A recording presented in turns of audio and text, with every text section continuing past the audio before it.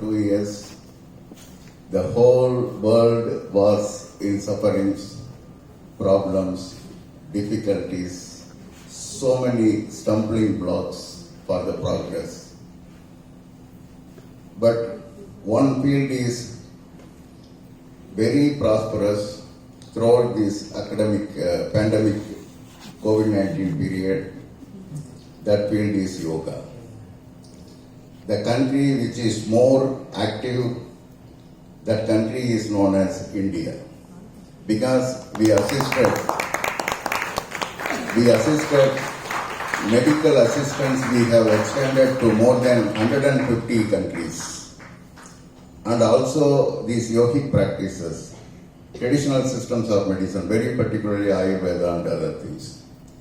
The one state which is being more agile means that is Pondicherry state.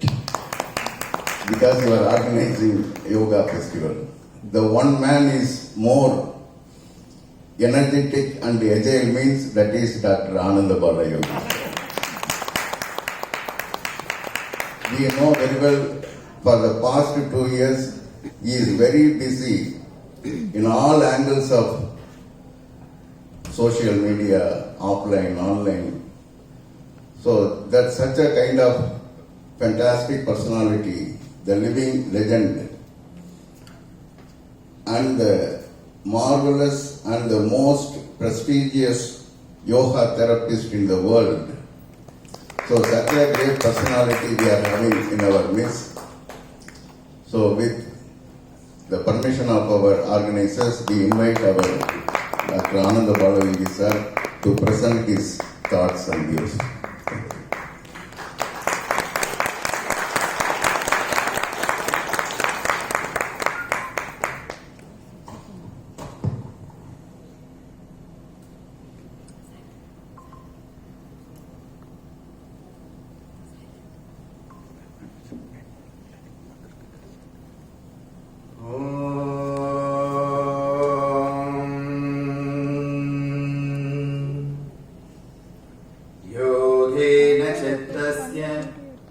पदेन वाचां मलं शरीरस्य च वैद्यकेन योपाकरोत्तं प्रबलं मुनीनां पतञ्जलिं प्राञ्जलिर्नतोऽस्मि।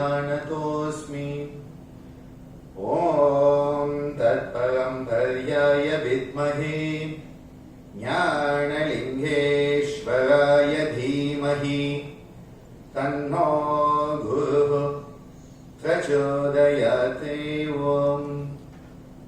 ॐ योग महर्षि डॉक्टर स्वामी गीतानंद गिरि गुरु महाराज की जय।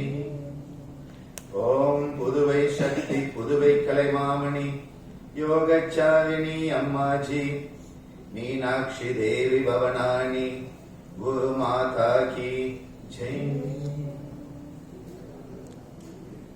A very good afternoon to all the wonderful individuals, reflections of the divine that are assembled in this hall today. My pranams to our chairperson, Ilangovan sir, my pranams to my dear Subramaniam sir, both of whom have shown how much they love yoga. The love for yoga is the most vital component as far as I am concerned. To live a life of yoga is the second vital component. We have in the audience very eminent personalities. I offer all of you my salutations. And my dear students who are becoming paramedical and allied medical professionals, and who have the opportunity to also study yoga as part of their curriculum. Thanks to Sri Balaji Vidyapeeth.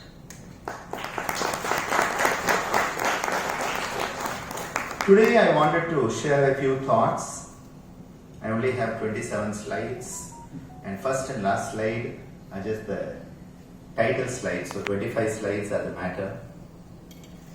I wanted to share about salatogenesis. Because salatogenesis is not something that is too common, except if you belong to Sri Balaji Vidyapeeth, where it is very, very common. It is one of our best practices, in recognition of which the latest NAC team has bestowed A++ status on our university, recognizing such innovative focus on salatogenesis and transgender care. Initially, we had the concept of CAM, C-A-M, complementary and alternative medicine. Now, if you look at this, it starts off with alternative. Alternative means either you or me. Both of us cannot be in the same place at the same time. I like to tell people, in your cell membrane, if sodium goes in, potassium comes out. If potassium goes in, sodium comes out, because they are like that. Sodium says, if potassium is there, I will not be in the same place. They have that relationship. That is alternative. The next part of the growth was complementary. We complement each other. We support each other. So we have moved from you or me to the second part, which is you and me. So you or me became you and me. But still, you are different, I am different. This is where integrative medicine comes in, where it is not you and me, it is us. So this is the way the growth has occurred from CAM to TCI. The World Health Organization in 2014 brought out the concept of TCI, traditional, complementary and integrative medicine, where yoga falls. Now, when we talk of yoga and yoga therapy, many people think yoga therapy is different than yoga. That is the biggest mistake they make. We have to understand yoga is this vast circle. That is why a Venn diagram is a good way to understand it. Yoga therapy is a small circle within the big circle, which is yoga. And so, it is neither separate nor greater than yoga. This is a concept in 2019 in one of the most popular articles. A team of 4 of us from across the world put together on a shared foundation for practice the language of yoga therapy. How do you communicate with people about yoga therapy? And this is where the International Association of Yoga Therapists, in the latest 2020 definition of yoga therapy, they have said it is a professional application of principles and practices of yoga. Not only the practices, but the principles and the practices. For what? To promote health and well-being. They didn't say to cure disease. They said to promote health and well-being. That is a very important point. Within a therapeutic relationship. The relationship is a therapeutic relationship. And what does that include? Personalized assessment, assessing the individual. Goal setting for the individual. Lifestyle management. And yoga practices for individuals or small groups. If you read this definition, you will realize how much thought has gone into the IAYT definition, giving us an understanding where yoga therapy comes. Now, when we look at yoga therapy, a very beautiful image from indeedcare.com has given how you can see at the body level, we are creating healing. Now, I like to say, this is their slide, the image. But I like to say we induce or we facilitate healing. Create sounds like something from outside. Create means from outside. I like to say you induce or you facilitate healing. The second, you restore function, because abnormal function has occurred in that individual due to a pathology. So physiology has changed into pathophysiology. You want to bring pathophysiology back to physiology. Homeostasis has become allostasis. You want to bring allostasis back to homeostasis. This is the approach at the body level. At the mind level, again, induce natural inherent healing and reduce suffering. This is a vital component of yoga therapy. Reduce suffering in the individual, because ultimately, as Maharishi Patanjali tells us, Heyam Dukkhamanagatham. We have to prevent those miseries which have not yet occurred and alleviate suffering. And at the spirit level, that alleviation of suffering and creating community, sangam, bringing people together, that is a very important component. You give people a positive peer pressure. You give them a support group to facilitate their healing. So coming back to salitogenesis, it comes from Greek and Latin. Latin salus, which means health, and genesis, which means the source. Sanskritam, we have the word jananam. And that is why the Divine Mother is called Jagat Janani. Every mother is a Janani. But the Divine Mother is Jagat Janani. Jananam is to give birth. Same Genesis. Genesis, Jananam. Now you will see the similarity between Latin and Sanskrit. So the combination, the sources of health. And the heart of salitogenesis. Because you have to have a sense of coherence. It is called SOC. And I don't call it sock, as if you're socking somebody in the eye. SOC. A pervasive, long-lasting, dynamic feeling of confidence that our internal and external environment are predictable, and a high probability that things will work out as well as can be expected. Already in Indian culture we have that. If somebody has a problem, we say, "Kavalapadada seriya poidum." We tell them, "Don't worry, it will be taken care." All our gods in Indian culture have the hand in Abhaya Mudra.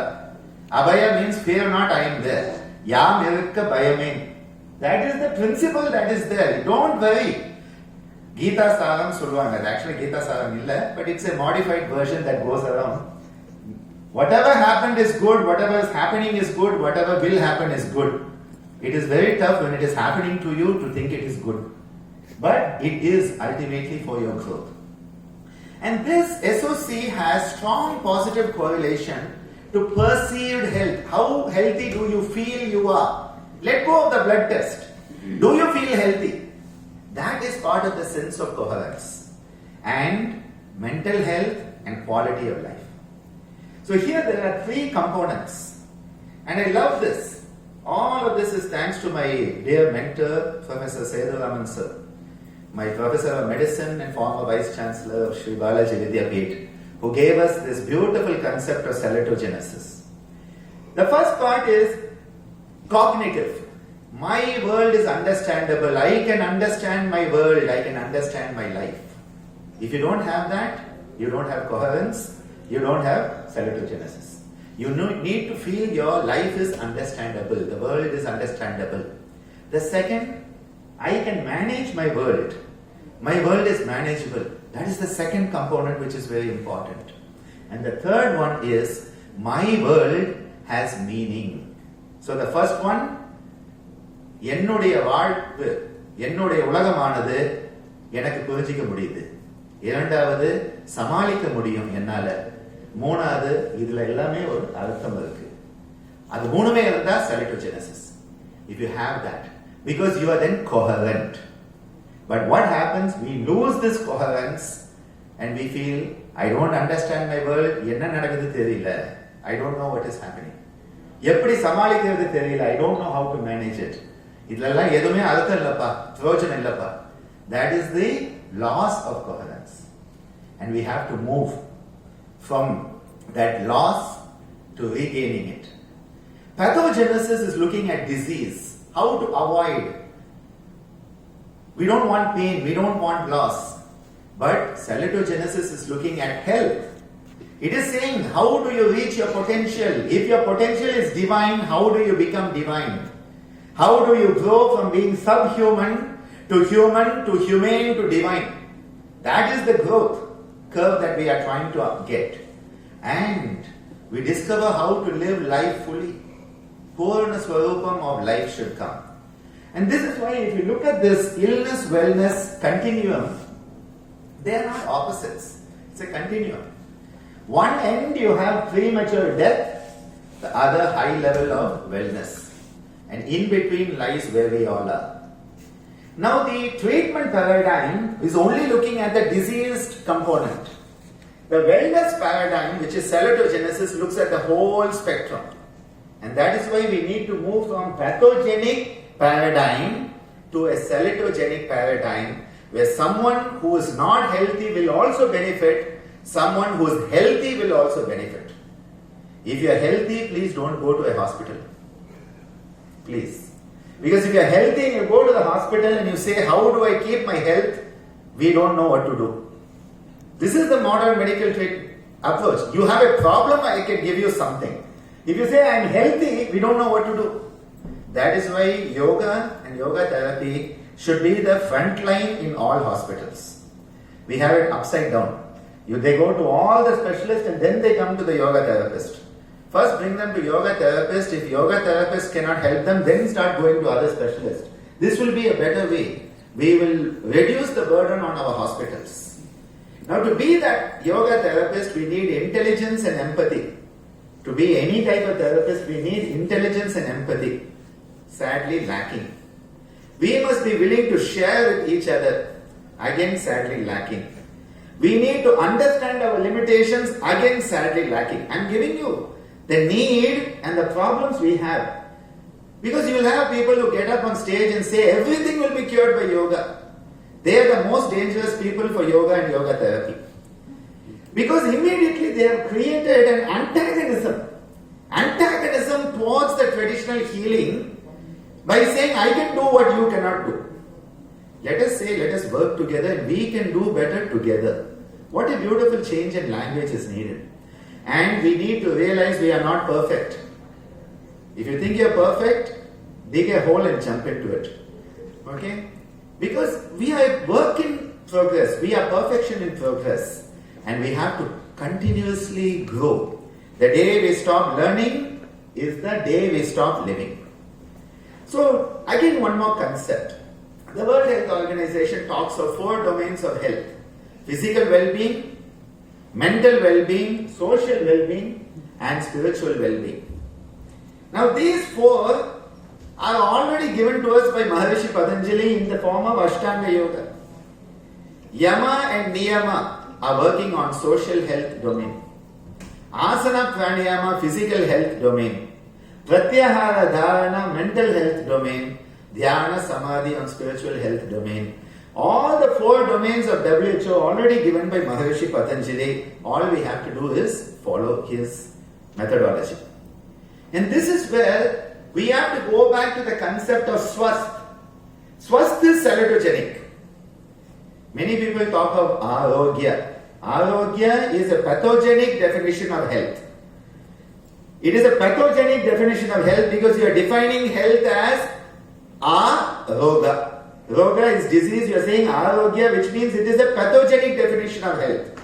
Swasth is a salutogenic definition of health, where you are not defining health based on presence or absence of disease, but on you being in a state of balance. Samadosha sama agnischa samadhatu malakriya prasanna atma indriya mana swasth itya vidiyate. More than 2000 years ago, Acharya Shushruta has given us this. Having a sense of balance at all levels, clarity of mind and tranquility. And this is why whenever a challenge comes in, we all have challenges. The stressor will come in. Now, whether that stressor will make you a better you or whether it will kill you depends on how you deal with that stress. Stressor will come. You accept that stress and say, I will use this challenge to become a better version of myself. You go on that salutogenic side, H+. You say, oh my God, I cannot do anything. I am not up to this challenge is too much. You go on the pathogenic side, break down, H-. Same stressor. And this is why I keep on repeating a statement. Nothing can stress you unless you let it stress you. You are the master of your response to stress. As long as you don't take the control over your response, you will be caught in the stress response and you go down that cascade. But if you decide not to get stressed and have a positive approach towards the stress, you have changed everything. This is called psychoneuroimmunology. Yesterday, two of the speakers mentioned it. Once you change what is happening, how you feel, how you think, how you emote, you change the way your hypothalamus functions. You change the way your hypothalamus functions, you have changed the way the stress response occurs. The moment you have changed the limbic system is where what is happening? He is good, she is good, they are bad, he is bad, what to do, how to do, why to do, what to do, and you become mad. Athira karanakku buddhi mattu, we say in Tamil. When the emotions go on the hyper swing, you lose all control over your cerebral function. I think Devasena has given the. You have to enhance the prefrontal cortex. Prefrontal cortex. Try it out. Prefrontal cortex. Prefrontal cortex. Prefrontal cortex. Little more sound. Prefrontal cortex. Prefrontal cortex. The.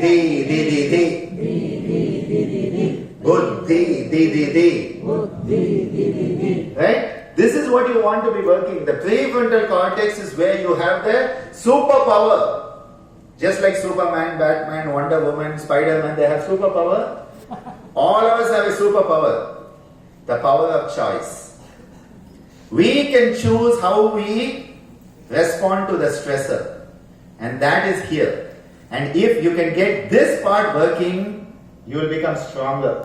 If this is not working and your limbic system goes haywire, hypothalamus goes haywire, the whole stress response, every psychosomatic disease you can think of, you will get. That is the key.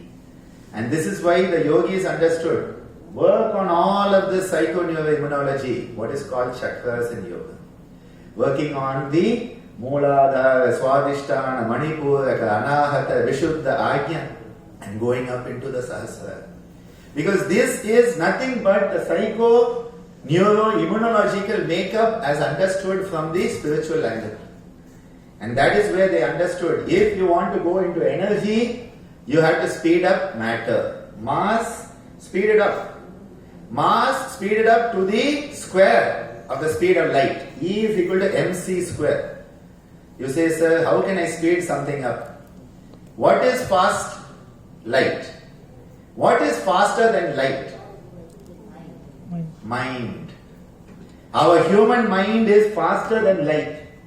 When you start to focus your mind, ekagrata, that is the purpose of dharana. When you focus your mind into a laser beam, the all scattered mind, sarvartha, becomes ekagratayo. Sarvartha ekagratayo kshayodayo, says Maharishi Patanjali. The mind which is scattered, when the light is scattered, you can see things, but not anything else can happen. When you focus that light into a laser beam, it becomes an amazing tool, either of creation or destruction, depending on the person using it. The same laser beam can kill people, it can save lives in the hand of a good surgeon.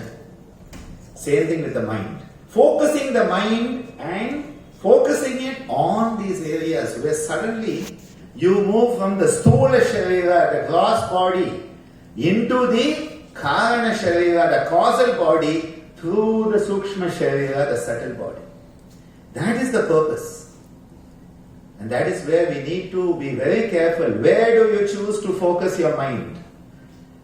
If you keep on focusing your mind on negativity, what has become stronger? Negativity. If you choose to focus your mind on positivity, what has become stronger? Positivity. If you focus on disease, you think you will cure disease? No. If you focus on health, you will induce health, you will enhance health. This is where the salutogenic approach in yoga therapy, instead of saying you have diabetes, you have hypertension, you have cancer, we say don't worry about what you have. Can you start focusing your goal, your sankalpa towards a state of swasth? If you focus on health, everything that is not health will fall away. This is why we don't need new modules for diabetes, new modules for hypertension, new modules for cancer. That is a reductionist approach. The mistake that modern medicine made, we should not make with yoga therapy. One asana for diabetes, one pranayama for hypertension. That is reductionist, and I always call it yogopathy. Like Ganapati and Dhanapati, yogopathy. Yogopathy is approach of pathogenesis. We want yoga chikitsa, looking at swasth and health. And for that, the 5-pronged lifestyle modification. What do you eat? What do you do? How do you think? How do you rest? And what are your relationships like? Achar, vichar, ahar, vihar, and vyavahar. When you have physical activities that are healthy, you will be healthy. When your thoughts are healthy, you will be healthy. When your food is healthy, you will be healthy. When your recreation is healthy, you will be healthy. When your relationships are healthy, you will be healthy. When you do healthy things, you will be healthy. When you do happy things, you will be happy. My father's statement. If you want to be happy, do happy things. If you want to be healthy, do healthy things. But everybody says, sir, can't I do unhappy things and still be happy? Can't I do unhealthy things and still be healthy? I'm sorry, the universe doesn't allow that. The universe doesn't allow that. Ridagum Satyam doesn't allow that. You want happiness, do happy things. You will be happy. Happiness is a byproduct of doing happy things. Health is a byproduct of doing healthy things. But we want to do unhealthy things, and can you give me one asana that will mitigate it? We always want. Parigaram, they call it. You do everything you do, and one parigaram should be there to absolve you of all the negativity. Yoga is not parigaram treatment. It is self-responsibility. And when we want healing, lifestyle, attitude, relaxation, breathing, all components have to come together. Which is why the Yoga for Better Health in Australia, they organize the Yoga Therapy Day every year. And they brought out a beautiful model, biopsychosocial spiritual model of wellness. And this is the first time I'm using this image in a presentation. You are all having the arangetram of this slide. It is a very important one. Because the biological level, we have the biological level, we have the psychological level, we have the social level, and we have the spiritual level. Earlier they called it biopsychology. Then they realized biopsychosocial. Now they realize biopsychosocial spiritual model of wellness, where all of these components have to come together. And the good news, what is the good news? Yoga works in all of this. That is the good news. And this is why we need to focus on wholesomeness, purnam, and salutogenesis, swasthya, and move from dukkham, which is suffering, to sukham, which is a state of ease and balance. This is in tune with a beautiful statement by Plato. The treatment of the part shouldn't be attempted without a treatment of the entirety. The treatment of the body without treating the mind and soul is a useless waste of time.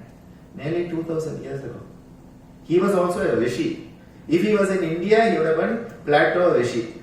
Maharishi Plato, we would have called him. That is the type of people we had. Look at the bigger picture. Do not reduce it, and please, do not reduce yoga and put it in a box. Yoga in a box is not yoga. Because anything in a box is most probably dead. Yoga is a living tradition. Yoga is a living tradition that is constantly evolving. Someone asked me recently, oh, Yogasana sport is against yoga. I said, no.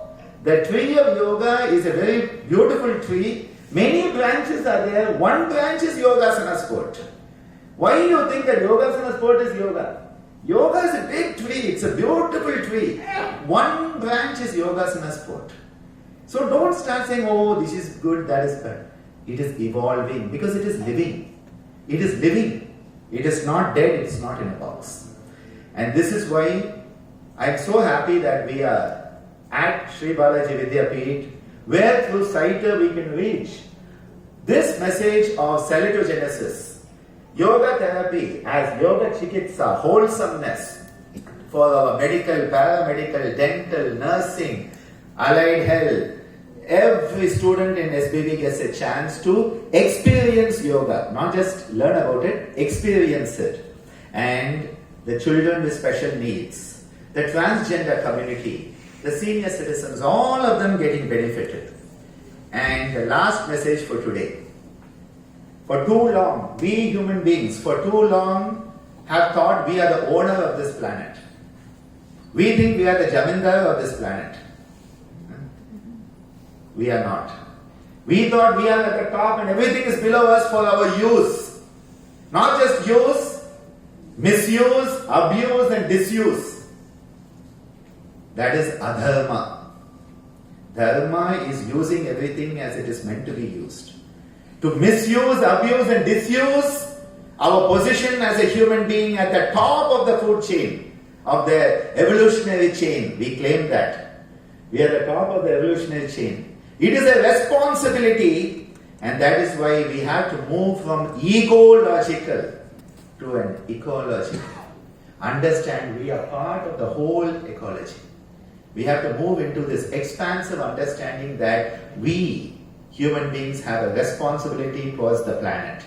We have a responsibility towards each other. We have a responsibility towards ourselves. And how better can you live that responsibility? How better can you live that swadharma than a life of yoga? My wish is that in the year 2022 and onwards, each and every one of us adopts a life that is guided by the principles and practices of yoga, the greatest treasure of our cultural heritage of this most wonderful, beloved country of ours, Bangladesh. Thank you so much for your patient listening.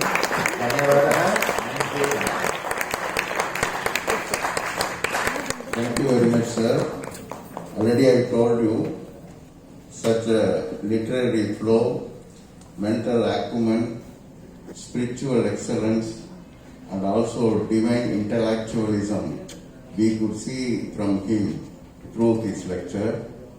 So he is the exponent of global relevance. As you know very well, we were very much popular so far in yoga. After COVID-19 pandemic, we become more popular by yoga therapeutical area. That is, Makarasana became famous, and also diaphragmatic breathing became popular, and also this meaningful mindfulness meditation is more popular. Nitric pranayama with nitric acid excellence has become more popular. Sattvic diet became popular, and also lacto-vegetarian diet, and also this vegan diet. So these are all the concepts are much involved in yoga and yoga therapy. We had a very good, Sar is the living laboratory of yoga. Such a great person we had from him, his thoughts. Once again, on behalf of you, we express our sincere thank you. Thank you. Thank you.